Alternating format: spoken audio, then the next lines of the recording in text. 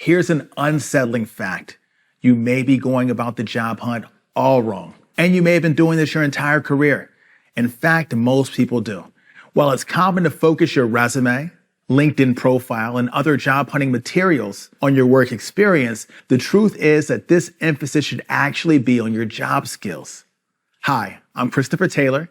I'm a career coach, resume developer, and job hunt strategist who's worked with clients throughout the nation and across the world to position them to land their dream job. Through my years in the industry, first as a recruiter and now as a coach and a thought leader in career development, I found that your job skills should be your underlying focus, as well as tell the story of your career, your expertise, and most importantly, the positive impact that you can have on your next employer. In this course, I'll walk you through step by step how to make your job skills the core focus and position yourself as the expert that you really are, whether you have a year, a decade, or a lifetime worth of professional experience. You'll be able to highlight your skills online, in your networking, in your resume, and other job search materials, as well as in your job hunt strategy. It's never the wrong time to learn how to advance your career. So let's dive in.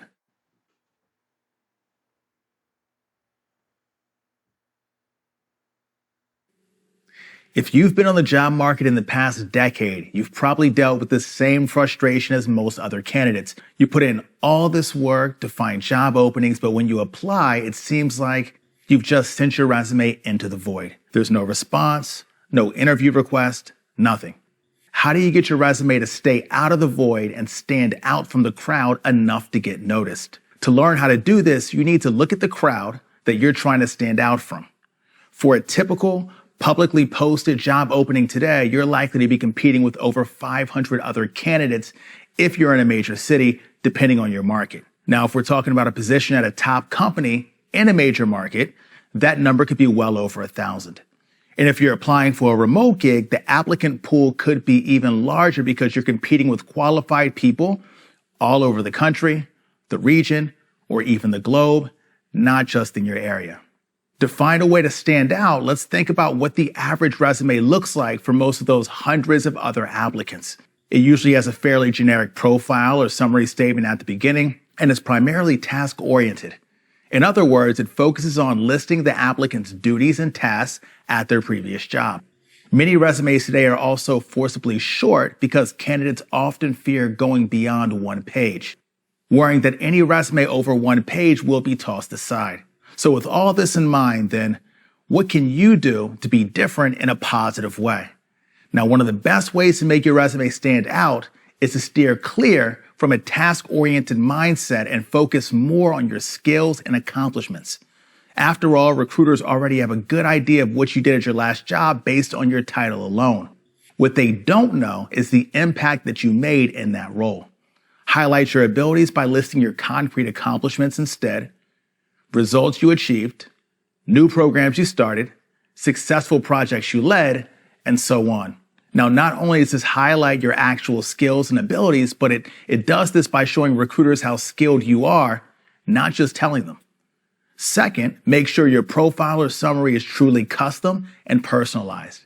Get rid of anything generic. So, for example, instead of writing that you're an experienced negotiator, write that you've negotiated multi-million-dollar deals with a number of Fortune 500 partners. Finally, don't sell yourself short, literally, by limiting your resume to one page. One-page resumes were the norm back when people were handing physical copies of their resumes to hiring managers. But now that most of the hiring is done digitally, there's no need to worry. Most circumstances, a two-page resume is perfect because it gives you enough space to truly explain your skills and qualifications without being so long that it overwhelms the recruiter.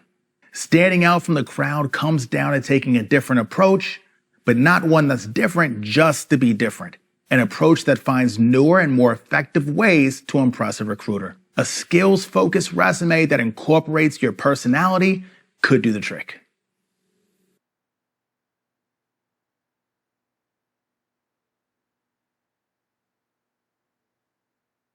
For most jobs, your resume and cover letter will form a recruiter's first impression of you. That's a lot of pressure to put on a few brief documents. What exactly do you need to accomplish with your resume and cover letter to impress the recruiter and to get to the next step of the hiring process? It comes down to these three main goals: displaying a leadership presence, showing your impact, and keeping your documents digestible and easy to read. Now let's start with your leadership presence.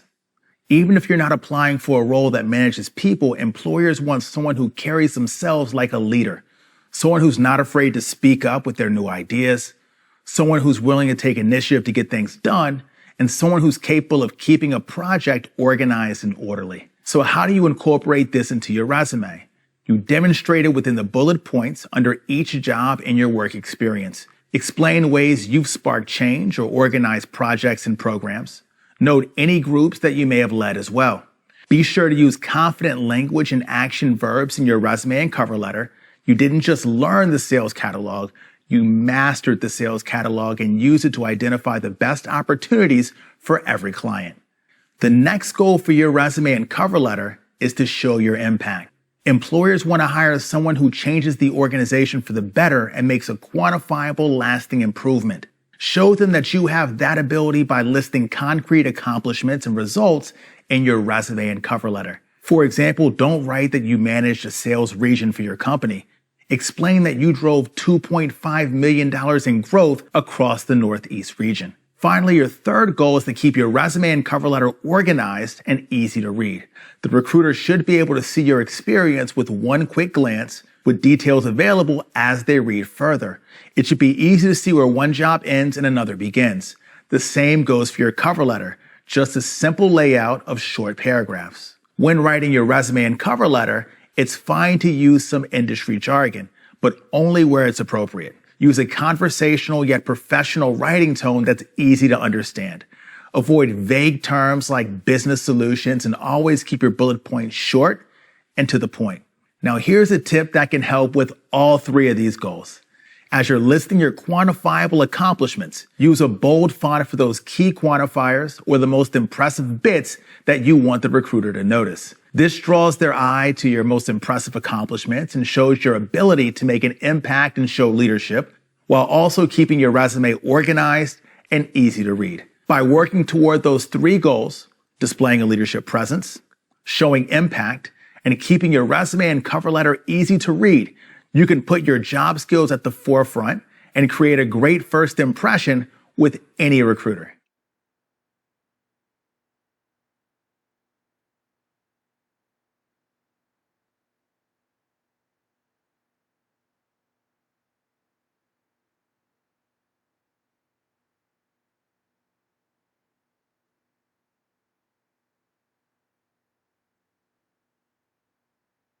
The resume is one of the cornerstones of your job search, but it's also one of the pieces that gives candidates the most anxiety.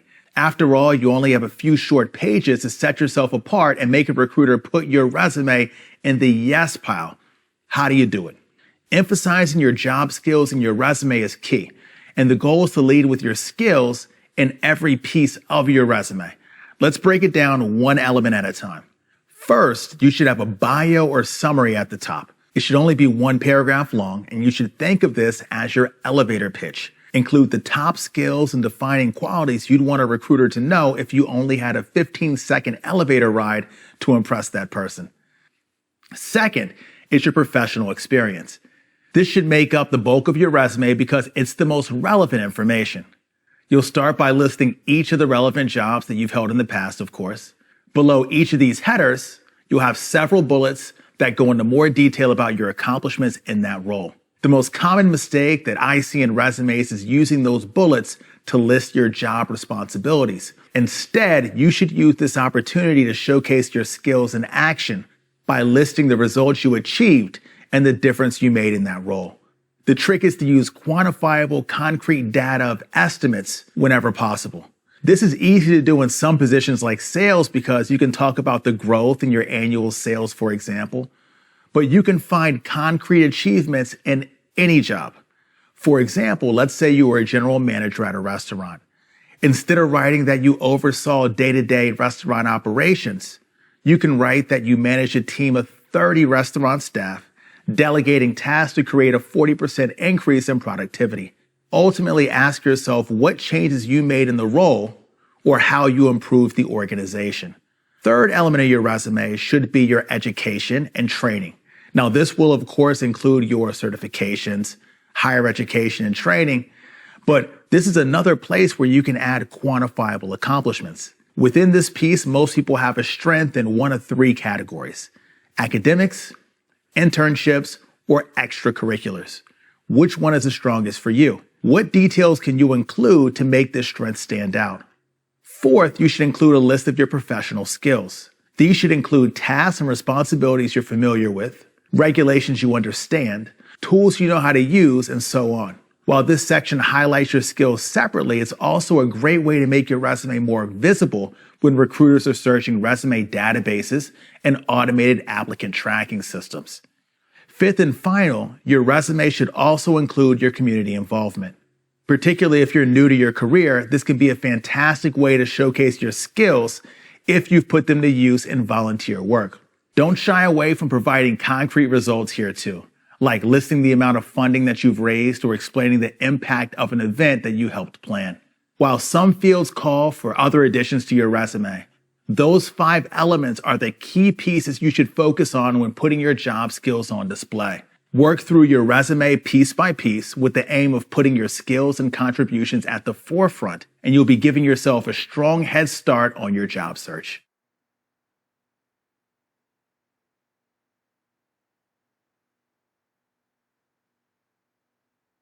You fine-tuned your resume to put your job skills front and center and give recruiters the ability to truly see your potential in the role that you're looking to fill. But there's another item you'll probably need for some of the positions you apply for: a cover letter.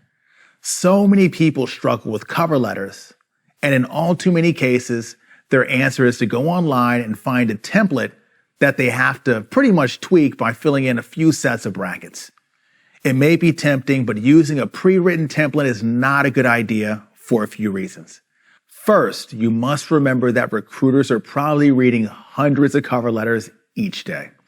Chances are that if you found a template online, the recruiter will recognize it in a snap by its super generic feel. That creates the impression that you tend to cut corners even if you never do that on the job. Second, you lose out on the main opportunity that the cover letter offers if you use a pre-written template.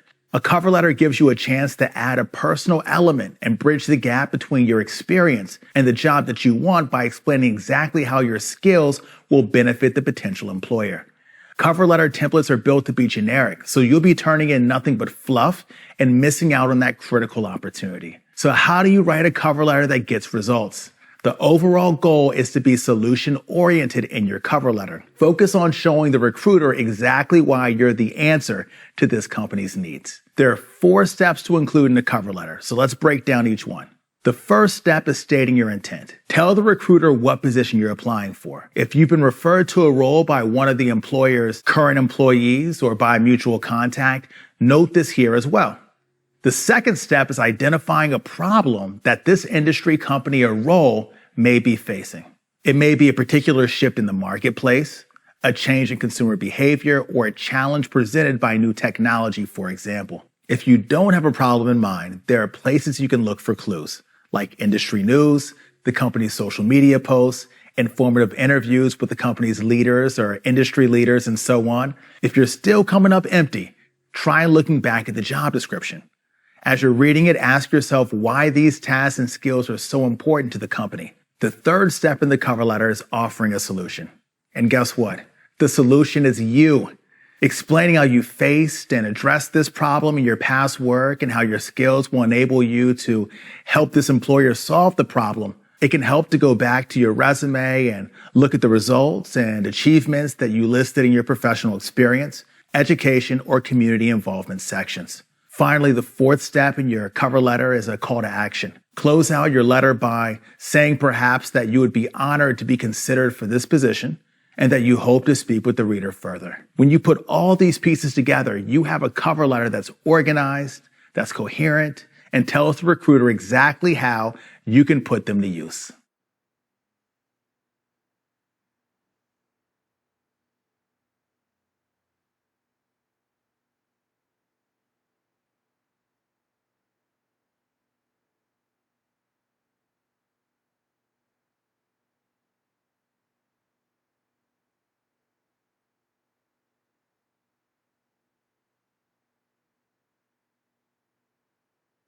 Without a doubt, the job hunt is worlds different today than it was 20 years ago. Recruiters might start with your resume and cover letter, but you can bet that at some point in the recruitment process, either the recruiter or potential employer will be looking you up online. With that inevitability, you need to make sure that your online presence puts forth the image and the skills you want employers to know about. Let's talk about your web presence in 3 places: LinkedIn, other social media platforms, and the web in general. We'll start with LinkedIn because for recruiters, LinkedIn is their digital home. So this is generally the first place they'll be searching your name. Head to LinkedIn and take a look at your profile and your activity. Look at this as if you were someone who didn't know you. What does your profile say about you? What are the top skills and qualities that it seems to portray? If you're having trouble putting yourself in a recruiter's shoes, try asking some friends or family members to look at your profile. Ideally, choose people who aren't familiar with your industry so they won't tell you exactly what you're wanting to hear. You're just trying to get the first impressions of who they would expect you to be from your profile. Next, do the same with your other social media platforms. Do they portray an image that you would be proud for a recruiter to see? Do they put forth your best side and show you to be a well put together, compassionate, and reliable person? If not, it's probably time to rethink the content that you're posting. Finally, you want to take a look at your web presence outside of social media. It's time to do what so many people dread: Googling yourself and seeing what comes up. If you're not finding much in your Google results that gives you professional credibility, it's never too late to start. Consider launching a blog that relates to your industry or career. You could post brief but professional blog posts designed to educate the public about particular topics in your career, for example, or blogs that give your insights on a particular issue or event based on your professional knowledge. Any of these will make you more Googleable and will add to your online image as a valued professional. In this day and age, it's important to recognize that everything that you post online, even if it seems to have absolutely nothing to do with your work, has potential to impact your job search. When you recognize this, you can take the next steps to use your LinkedIn, your other social media, and your web presence as a whole to paint yourself in the absolute best light.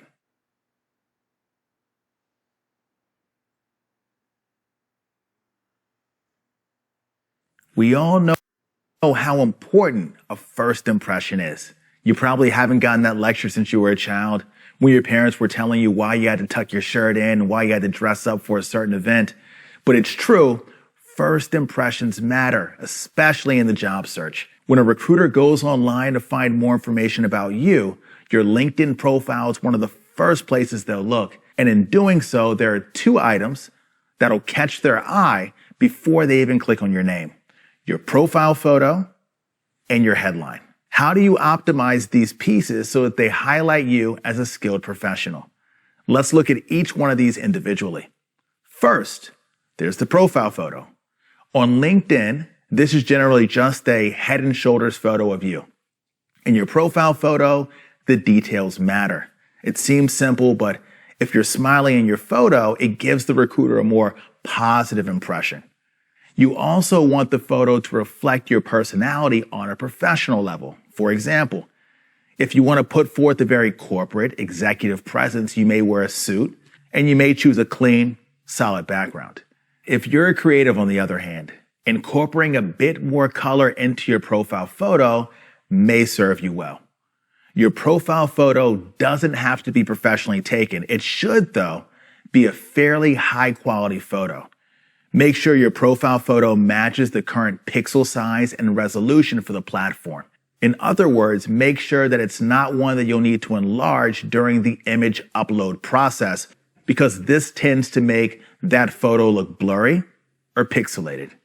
Your LinkedIn profile should also feature a cover image at the top. In this image, you want to strike a balance between showing your personality and sticking to something that's specific to your industry. Try checking out sites with free stock photos, for example, like Pexels and Unsplash, and downloading some industry suitable images that fit your professional personality. Now let's move on to your headline. That's the 1 to 2 lines of text that appear below your name on LinkedIn. Many people just list their job title and current employer here, but you can use that space to really cement a great first impression. Ultimately, the goal for your headline is to give a picture of where you've been, where you are today, and where you're going. You also want to include appropriate keywords in that headline that recruiters may be searching for. So here's an example. Let's say you're a digital marketing manager. The headline could be digital marketing, social media marketing, multicultural marketing, branding and content, account management, healthcare industry. This pretty much covers it all while noting your specialized skills and the industry where your focus lies. Your headline and photos on LinkedIn have an important job to do. They have to help your profile show up in recruiter searches, and they have to entice recruiters to want to learn more about you. By keeping your job hunt goals in mind as you update them, you can make the best out of these opportunities.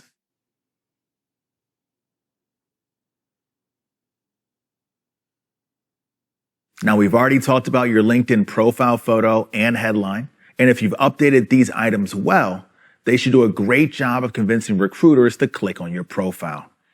Once those recruiters click through, though, will that profile seal the deal and show them that you're an impressive and skilled professional? Or will it fall flat? Your LinkedIn profile photo is a prime place to put your job skills in front of a recruiter to showcase your background and experience. Now, how do you make the most of this opportunity? The most critical part of your profile is your experience section. Ultimately, you should have enough information here that the recruiter doesn't even have to ask for a resume.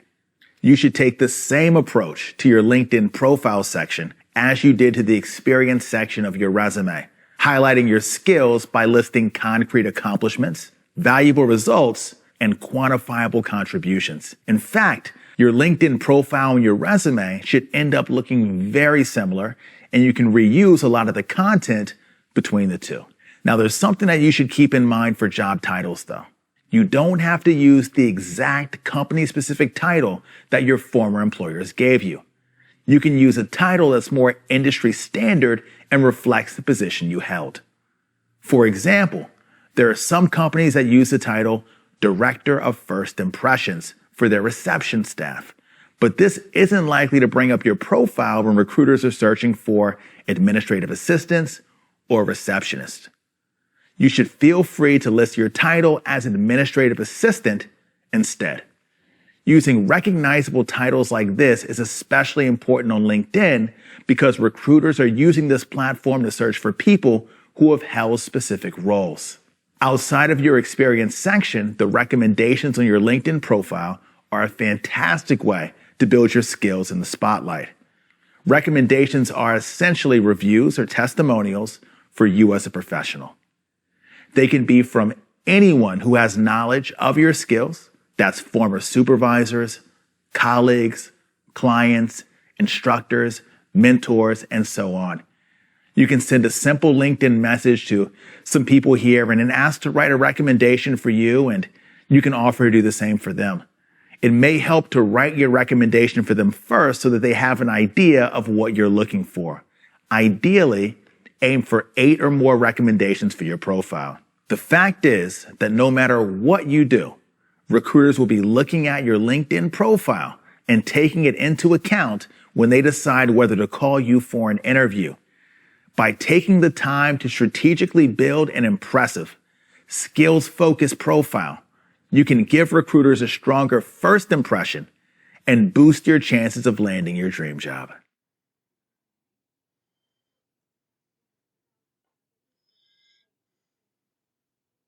When you're on the hunt for a new job, remember that recruiters and hiring managers don't only exist behind the screen of an online job application. There are real people who are out there using social media and other platforms every day, just like you. It works to your advantage if you can get your name in front of them and capture their attention with a positive and professional impression.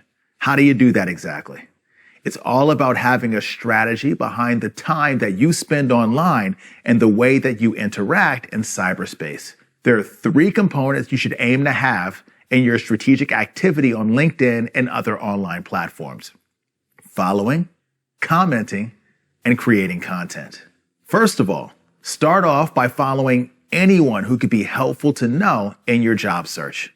Follow companies you like to work for, and follow recruiters, especially those who specialize in your field and those who are based in your city. Follow influencers in your industry too, because you never know who you'll meet in the comments of their posts.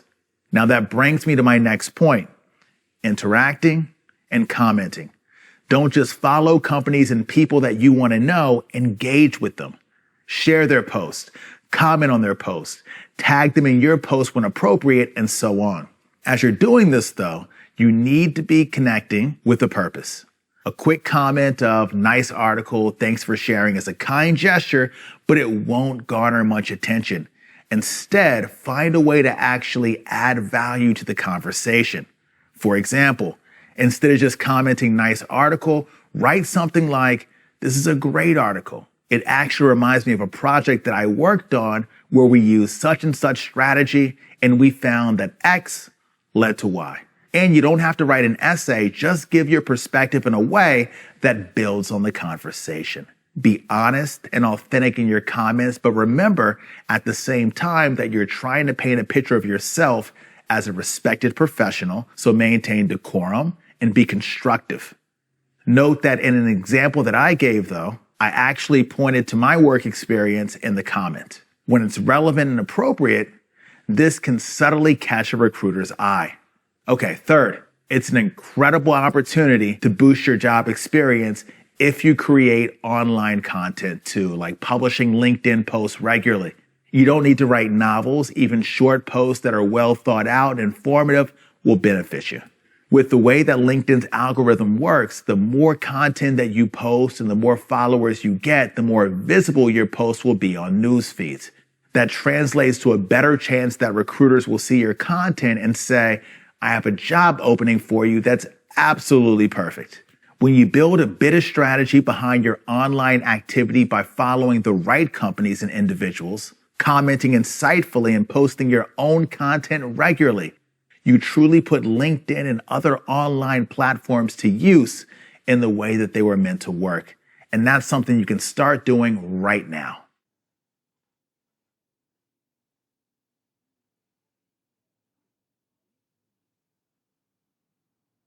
There are countless details to attend to when positioning yourself for a new job. Details on your resume, in your interview performance, in your online presence, and so on.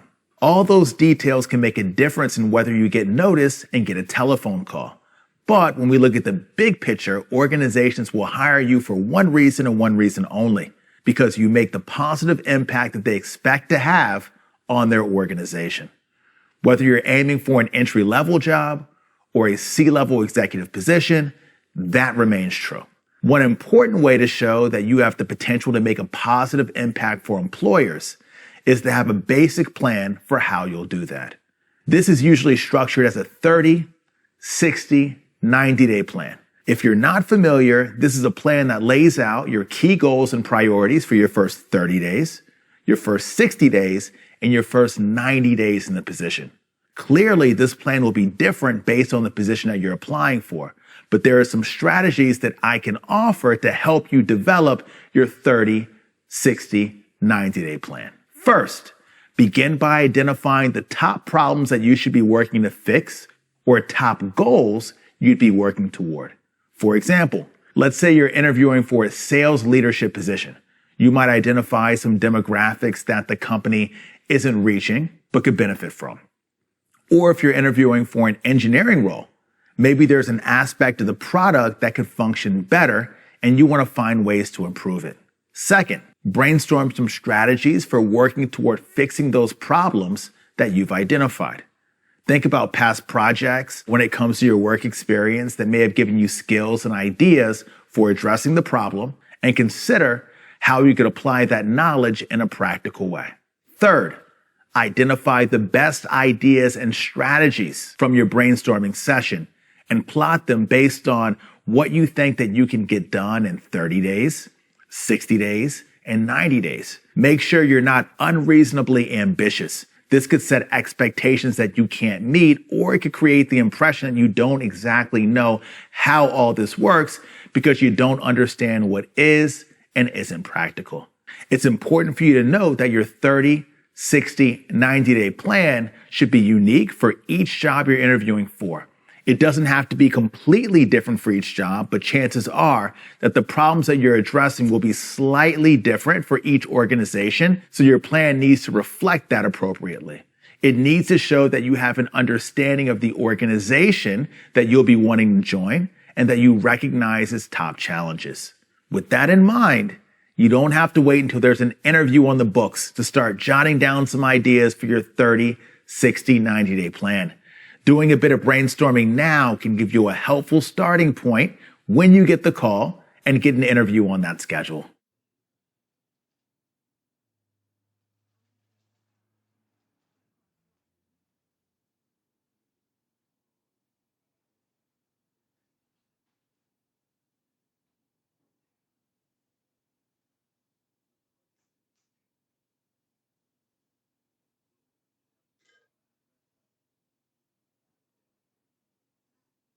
Networking is widely known as one of the best moves you can make for your long-term career growth. But did you know that there's also a great way to make sure that you're building a professional reputation for your skills on the job? The more you get to know your colleagues, the more they'll pay attention to your work and recognize the skills that you have to offer. This can lead the way to recommendations and referrals for new roles in the future. There are plenty of avenues that you can take in your networking. But for now, let's talk specifically about networking within the organization that you already work for. Getting on more familiar terms with people in your organization can have long-term and short-term payoffs. Today, you'll be able to keep better tabs on changes happening within the organization and potentially get a head start if there are any promotions or lateral moves that you want to apply for. And in the future, if you're ever laid off, you already have a network of people who can put in a good word for you. I've actually seen someone who networked internally with their company as they were going through a restructuring. They were laid off, but they were then rehired for a new position because of that networking that they'd done. When it comes to internal networking, who should you get to know? The short answer is anyone. Network with managers, lateral colleagues in other departments, executive leadership. You never know who will come across information that can help you and who may have a lead for your dream job someday. This can get your foot in the door if a position in that department opens up, or it can earn you referrals for the job you want because your colleagues will recognize that you have the skills for the role. Naturally, the next question is, where do you start with internal networking? First of all, it's important not to take things too seriously. The goal is simply to get to know your colleagues and leaders better, and that works best in a casual and relaxed environment. Start by asking a colleague or a few colleagues out to lunch, for example. Or if you can invite them out after work for happy hour or coffee happy hour, that's great too. You can also do more networking within the course of business. If your organization offers employee resource groups, get involved with them. This looks great on a resume, but it also gives you a chance to get to know the other people in that group. If there's a department or role that you're aiming for, you can also volunteer to help out with projects in that department. It's also a great way to not only network with the team, but also put your skills on display.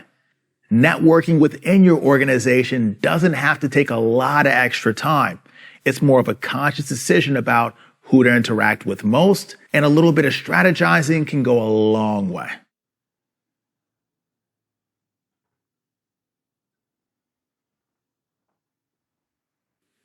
Whether you're actively on the job hunt today, or you're just laying the groundwork for your future career growth, networking is a valuable investment of your time. I've witnessed it pay off for professionals at all levels, time and time again. While networking internally within your current employer holds plenty of advantages, it's also important to branch out and build your network elsewhere. How do you do this, and where do you begin? It's simpler than you may think. Let's talk about 4 particular places that can provide fantastic networking opportunities. the online world, industry organizations, networking groups, and social settings. First, we'll tackle online networking. It opens the entire world to you if you know where to look. LinkedIn is an ideal place to focus your online networking because it's such a professionally focused platform. When someone's spending time on LinkedIn, they're probably just as engaged in furthering their career as you are. Try to expand your LinkedIn network aiming for 500 connections or more.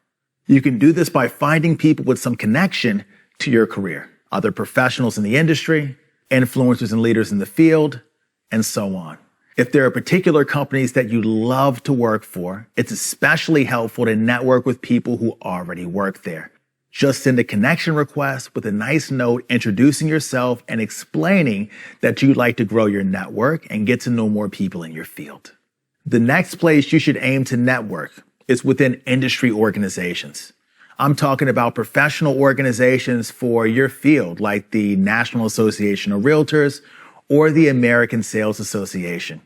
Find out what the top associations or organizations are, and if you aren't already a member, now's the time to get involved. Try to go to local events or even conferences held by the organization where you can meet other members and start networking in that arena. Third, you want to look for networking groups in your area. These groups may be focused on specific fields, or they could be open to professionals in any industry in your city. Regardless, you can be assured that you'll be able to meet career-minded professionals, and you're likely to make some great connections here. Finally, you can network in just about any social setting. You never know who's next to you in line at the coffee shop. They could be a leader in your industry, a recruiter, or anyone else who may have a lead that may be of value. Make yourself more open to striking up a casual conversation with people around you, and you may be surprised at how well this pays off. Keep in mind, though, that these initial conversations are often brief, so make sure you always have your business card ready so that you can continue the conversation later, or if you're not a fan of business cards, ensure that you have the LinkedIn app on your phone ready to connect. Whether you're networking online, within industry organizations, in dedicated networking groups, or at the local coffee shop, taking the time to make genuine connections with people can open countless doors for your career and could give you the opportunity to help someone else's career growth too.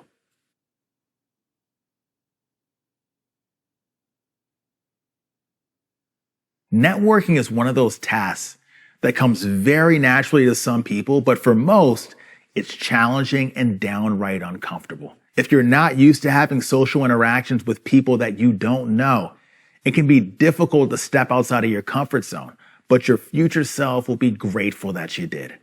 Networking is a skill like any other. The more you do it, the easier it becomes. But for experienced networkers and new dabblers alike, I have some tips that can help you improve your networking game.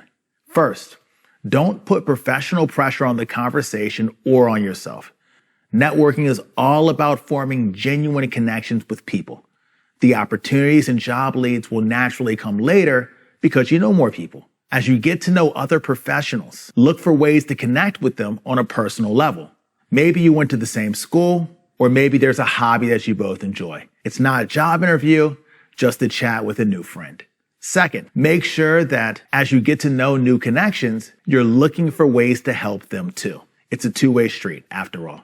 You could offer up ideas for a problem that they're having, for example, or put them in touch with someone who may be able to help. Third, find the right balance between talking and asking questions.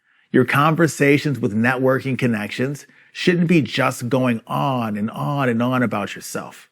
You need to ask questions and take an interest in the other person. Don't bombard them with one question after another, though. Use their answers as a springboard to further the conversation instead of just asking a question and moving on. Fourth, make sure you're open to allowing the other person to get to know you too. You don't have to dig into your deepest emotions, of course, but be open to speaking about yourself and your passions for the job and why you do what you do, and remember what drives you.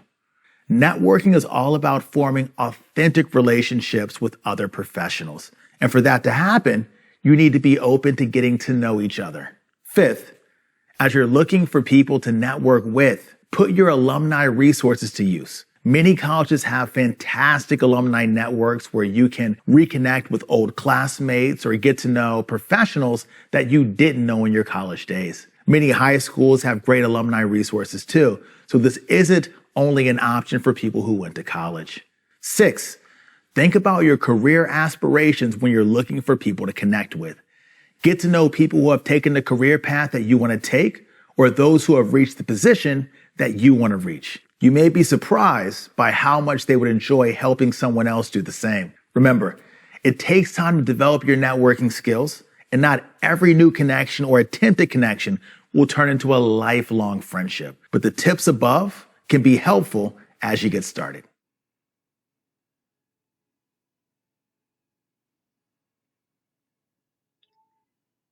You've probably heard of an elevator pitch before. The idea is it's a short introduction that's meant to spark someone's interest within the time of a quick elevator ride. It's a common term in the sales world, but it's not just for pitching products and services. It's also a great way to kick off a conversation with new connections as you're networking because it gives them a picture of who you are and it allows you to highlight your job skills in that first interaction. In a networking setting, your elevator pitch would be the initial note that you would send your connection request if you're connecting with someone new on LinkedIn, or it would be the introduction that you would give if you meet someone at a networking mixer. Regardless, you want to make sure you're aiming to keep things short and sweet. As you craft the perfect elevator pitch, there are 5 guidelines and tips that you want to keep in mind. First, start by asking a relatable question. That could change based on the setting and who you're speaking to. For example, as a career coach, I may ask someone, have you ever had a job that you really hated? Or is there somewhere you'd like to be in your career, but you haven't been able to reach yet? This immediately brings the other person into the conversation and forges a connection between you two. Second, give a quick explanation of what you do. Summarize your role and your specialty. Within this, present a solution to the problem you brought up in that initial question. Touch briefly on where you've been, where you are, and where you want to go. Third, communicate your value. Make sure your elevator pitch paints a picture of what makes you a uniquely qualified professional. You've already shown that you're the answer to the problem or the question that you originally posed. So now you want to show the impact that you have. The fourth guideline is to highlight an achievement or two in your elevator pitch. You don't want to sound boastful, so make sure that you're not rattling off a list of accolades, but you do want to show that you have a proven track record of success. Fifth and finally, be passionate. Your elevator pitch is a chance to really tell someone who you are and what drives you. And if you do it well, you'll get the other person interested in learning more. As an example, to help you write your elevator pitch, here's one that I wrote for myself. Have you ever had a job that you didn't enjoy? One that you weren't really passionate about and you weren't sure about how to get or even pursue the job you really wanted? Well, as a founder and career coach at Occupation Optimist, I work with clients one-on-one to help them land the job they want, not the job they feel like they have to take. I focus on the process of the job search, spilling the secrets that I've learned as a headhunter and helping folks curate the best resume, cover letter, LinkedIn presence, and networking strategy possible. I work with clients all over the world and in positions ranging from entry level to CEO, helping them to present themselves in the best way possible. I get to incorporate things I've learned from every industry that I've worked in and at the same time help people curate the careers and lives that they love. And for that reason, I absolutely love what I do. This summary pulls together all the elements we talked about, and it's just enough detail to spark meaningful conversations and new connections. And that's what you're aiming to do in your elevator pitch too.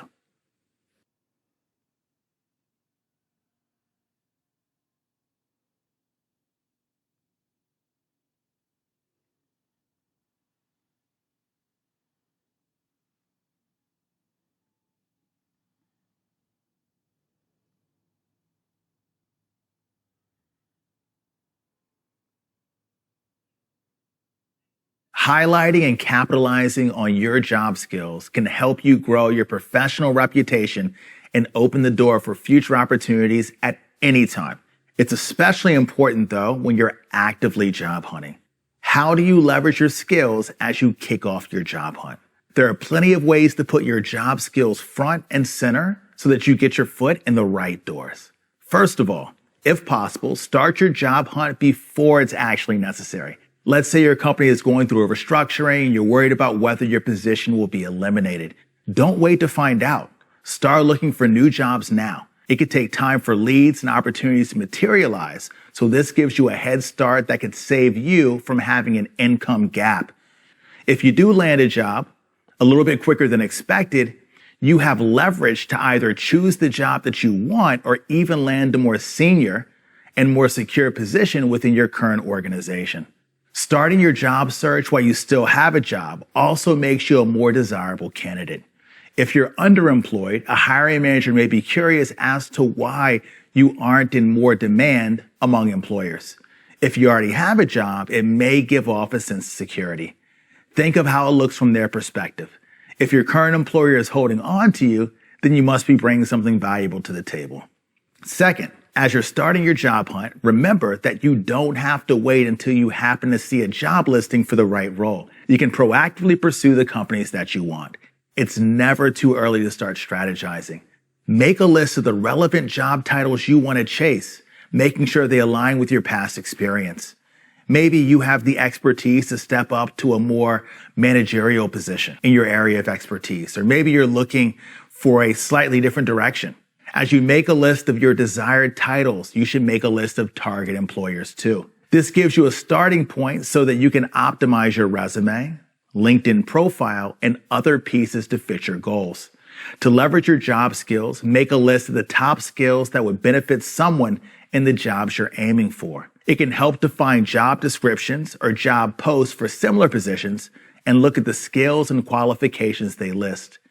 In doing this, you'll know which skills to highlight most in your resume, LinkedIn profile, and so on. A successful job hunt takes time, planning, and strategizing. Starting your job hunt before you're unemployed and proactively finding ways to highlight your job skills for the right employers are among the best ways to start your search on the right foot and give yourself the absolute best chance for success.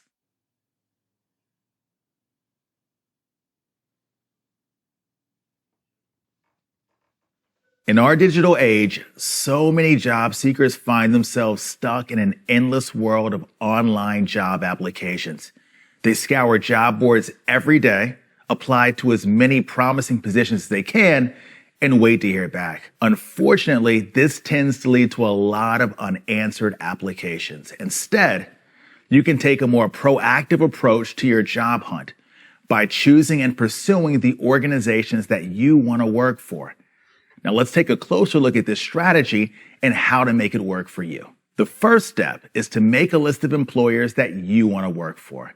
You may already have a few of these off the top of your head that have a great reputation in your industry or organizations that align with your goals and values. So start your list with those. From there, start doing some research to add on to that list. There are plenty of ways to find ideas. You could look for a best place to work list. These are published for many cities annually in the local paper, and there are some of these lists that are nationwide too. You might even be more specific and look for narrowed lists like best tech companies to work for or best employers for women. There are other online resources that you can use as well. Head to Glassdoor, for example, and look up the best reviewed employers in your field or in your city. And then there's always good old word of mouth too. Start chatting up some of the people in your network who are in your field and ask them what they've heard about great employers within your industry. All in all, I suggest starting with about 10 to 15 organizations on your list and growing it from there. You can also arrange your list based on the most desirable employees, with some others put to the side as alternatives that are still good but aren't your first choices.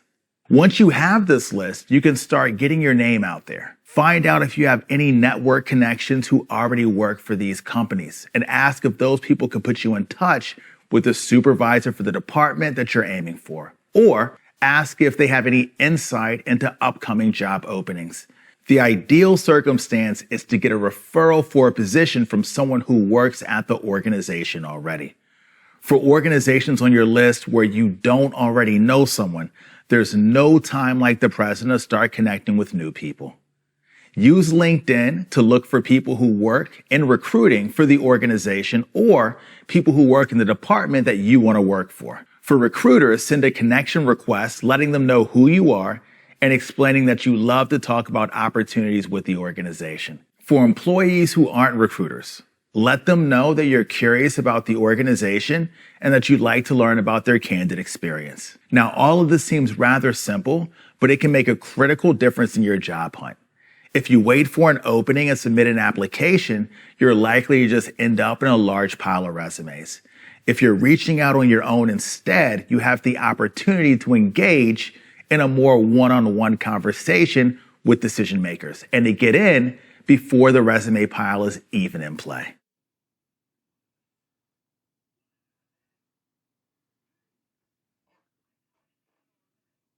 Headhunters and recruiters are among the most underutilized resources in a job hunt.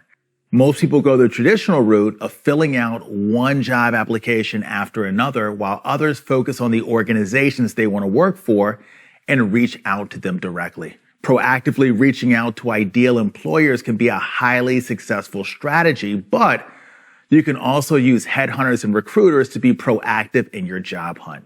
In fact, approaching your job search from both of these angles gives you an especially strong chance to land a position that you love. First of all, note that headhunters typically work for recruiting agencies. So they work for a firm that employers hire to find great candidates. The term recruiter can be used by these professionals too, or it can be used by professionals who are employed by a specific company and who only fill roles at that particular company. Either of these types of professionals can be a tremendous help when it comes to your job hunt. If there are specific organizations that you want to work for, the path is rather simple. You can look on LinkedIn for people who work in recruiting for that organization. From there, you connect with them on LinkedIn, introduce yourself and explain the type of role that you're looking for, and you get to know them on a personal and professional level. When it comes to headhunters who work for a third-party recruitment firm, your strategy should be a bit different. To start, you'll want to do a bit of research and make a list of 4 to 5 headhunters that you want to focus on. You can begin by searching for recruiting agencies in your area. You may find that there are recruiting agencies that specialize in particular industries or roles, like an agency that offers technical recruiting or recruits executives only. In other cases, you may find recruiting agencies that fill a wide range of positions, but have recruiters within the agency that each have their own specialties. Whatever the case may be, look for recruiters that fill the types of roles that you want. Once you've developed your list, you can craft a fantastic elevator pitch or introductory message and start reaching out. LinkedIn is a great place to start a connection because calling the recruiter directly could be seen as intrusive. Make sure that in your message, you explain what impact that you feel you could have on the right organization, or explain how you could be the solution to a common problem in your field. As you reach out, it's a good idea to keep track of who you contacted and when. Headhunters may have very busy workloads, so don't worry if you need to follow up or if you haven't heard back after several days. Tracking your messages on a spreadsheet or any other record keeper, though, will help you know when it's time to reach out so that you don't let opportunities slip away. With these strategies in hand, reaching out to headhunters and recruiters is a win-win. You get the inside scoop on great opportunities, and they get a qualified candidate falling into their lap.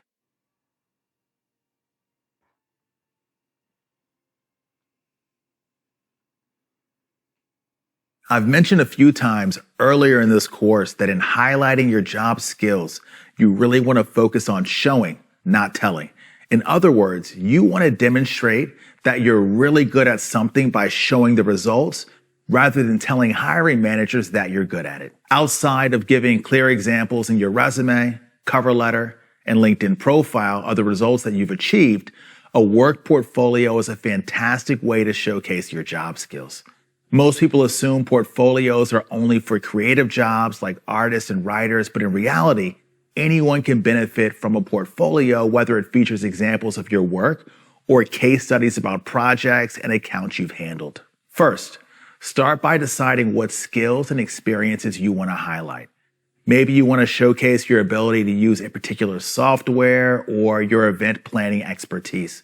Create a list of those high priority skills and keep it handy while you create your portfolio so you know where your focus should be. Second, remember that quality is more important than quantity. In fact, having too many samples or case studies could be overwhelming. Pick out the ones that'll make the biggest impact and will highlight the skills that you want to prioritize. Third, determine the best way to show the results of your work. There's a way to do this with any job, but sometimes it takes a bit of extra thought. If your job doesn't involve creating or outputting a finished product that a hiring manager could see, case studies are normally a really good alternative.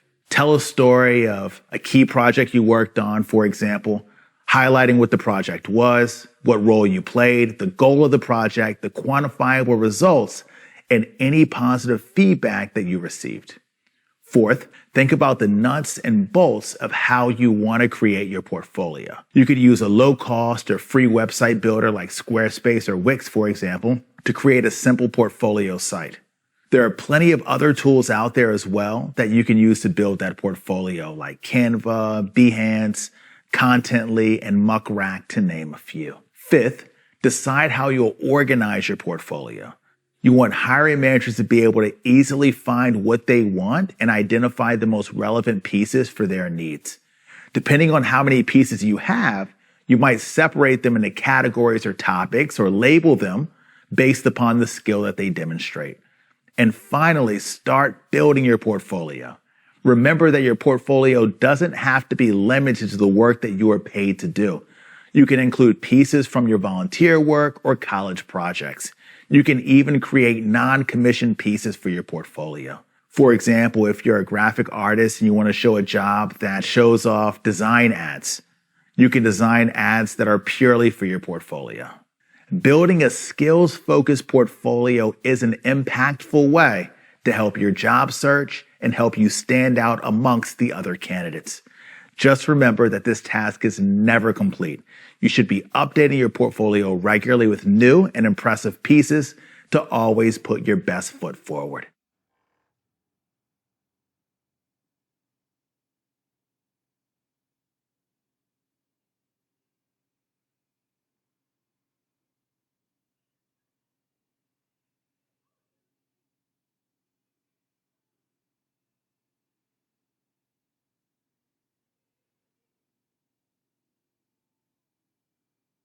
Everyone's experience with their job hunt is unique.